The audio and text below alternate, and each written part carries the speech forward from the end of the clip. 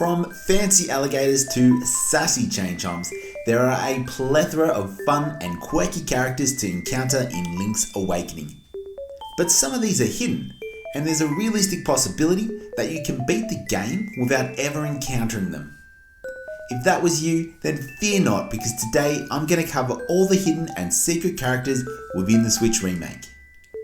With each NPC, I'll let you know where and how you can find them, what I think of the character as a whole, and some potential theories where appropriate.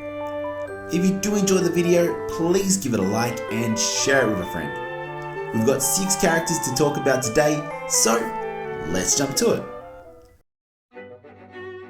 Throughout Link's Awakening, you embark on a trading quest, helping various inhabitants of Kaheelan Island with their day-to-day problems.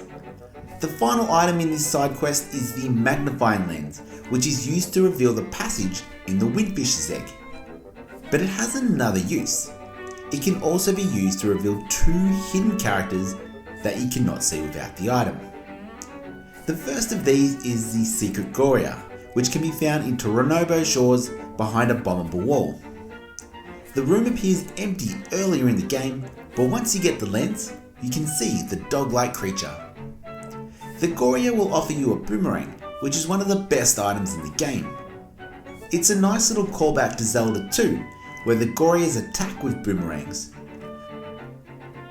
The second secret character that can only be seen with the magnifying lens is the secret Zora, who resides in Animal Village. Whilst the Zora enemies in the game are fierce green and yellow colours, this peaceful Zora is a beautiful blue and purple. I really like the colour scheme of this Zora, especially how it contrasts so nicely against the ones in the overworld that want you dead. Both the Zora and Goriya have some dialogue to make you smile and designs that impress. They're a great reward for exploring the game outside of the main dungeons, and a pair that you should definitely check out on your next playthrough. Continuing on with a similar theme, we have another character that can only be seen with the use of an item. Except this time it's not something in-game, it's an amiibo. By using the amiibo at the chamber dungeon, you can add in Shadow Link to any level that you create. As you tackle the dungeon you've made, Shadow Link will appear to add an extra challenge. Just like the previous fights in this series against the similar Dark Link, this Shadow has the same strengths as your character and provides one of the toughest challenges in the game. Rather than being all black like some other reiterations, this Shadow Link has a nice purple tinge that matches the Shadow Nightmares fought at the end of the game. As much as I enjoy facing off against this character, I feel that it's a wasted opportunity. Don't get me wrong, I love and collect all the Zelda amiibos, but I feel that it's unfair to keep such a great character behind a pseudo paywall. Shadow Link feels forgotten as a somewhat regular enemy in an optional minigame that a lot of players just ignore.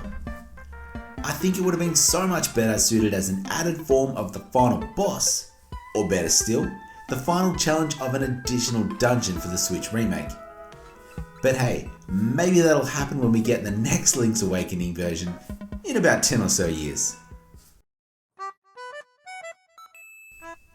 Whenever you're stuck on your journey, you can pop into the tree phone booth, pick up the phone, and chat to the old man Goriya, who gives you a handy hint.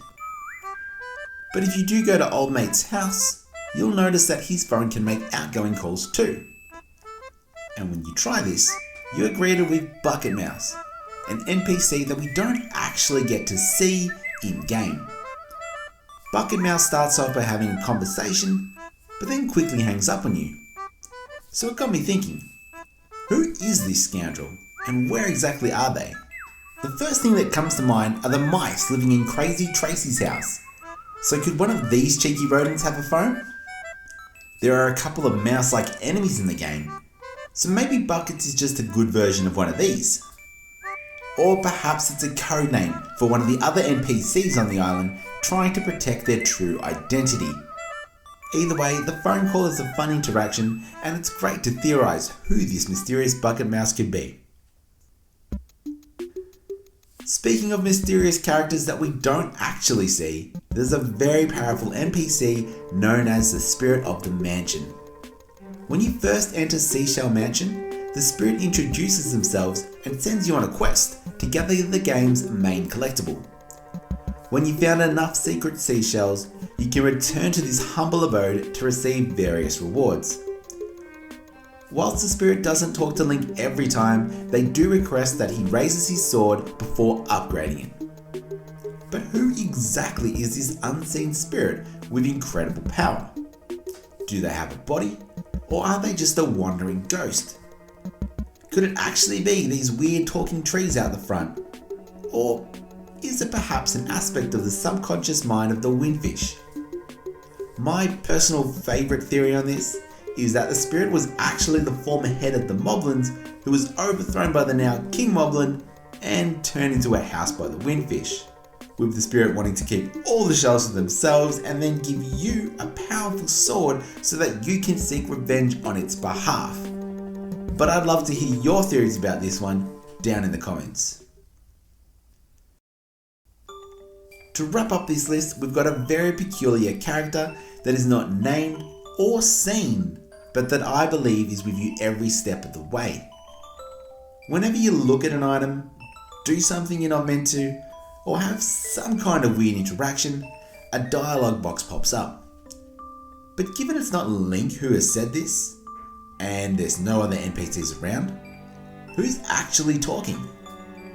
In other games, these narrative-like points are said by Link's companions, such as Navi or Elzo. But Link doesn't have a companion in this game. Or does he? After playing through this game multiple times and seeing various instances of unexplained text, I've concluded that either Link talks to himself in the third person, or he has an invisible companion helping him out.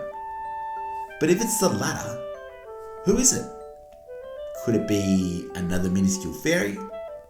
Or could it be his hat? Maybe it's an invisible Bowser, given all the other Mario references throughout the game.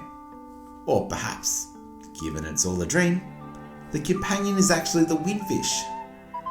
I don't think we'll ever find out the answer, but that's okay. It's great when games leave some ambiguity for the player to interpret as they please.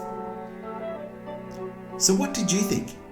Were there any hidden or secret characters that I missed? And what do you think the Bucket Mouse, Spirit of the Mansion, and the Unseen Companion look like? Let me know in the comments. Thanks so much for watching. If you enjoyed the video, please give it a like and share it with a friend. If you haven't already, hit subscribe so you don't miss out on any future videos. Also, feel free to check out my socials where I post daily pictures and videos of my plushies getting up to no good. I've done a fair few Link's Awakening videos now, so expect to see some Skyward Sword and Pokemon themed content over the next few months. But until then, check out some of my other videos, and make sure you stay safe, stay kind, and I'll see you next time on the Hungry Heracross.